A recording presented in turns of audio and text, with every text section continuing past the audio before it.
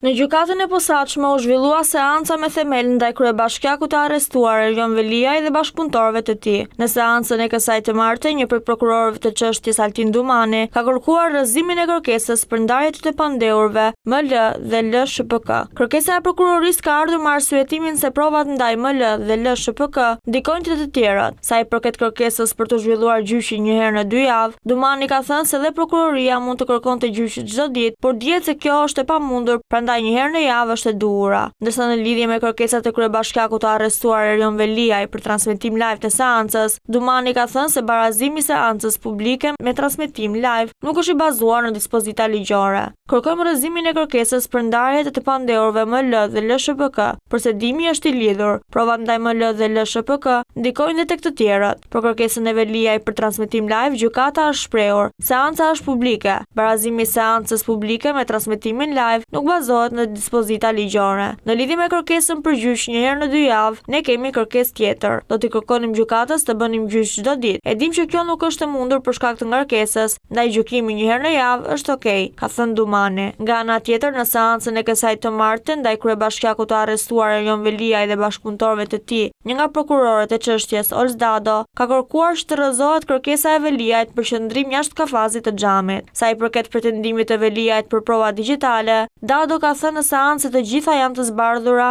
në procesverbale të këshyrjes. Prokurori Dado ka thënë se sa u përket kallëzimeve të bëra nga Nesti, Angoni dhe Nasta Pëllumbi, të dy janë përfshirë në aktet e dosjes dhe mënyra e administrimit të tyre është pasqyruar në akte. Kërkojmë rrëzim të kërkesës së Veliaj për qëndrim jashtë kafazit të xhamit. Për prova digjitale, të gjitha janë të zbardhura në procesverbale të këshyrjes. Për kallëzimet anonime të Nesti Angoni dhe Nasta Pëllumbi, të dy janë të përfshirë në aktet e dosjes. Janë persona të paidentifikuar dhe mënyra e administrimit të tyre është pasqyruar në akte. Ne jemi në themel për të debatuar çdo provë, tha Dado.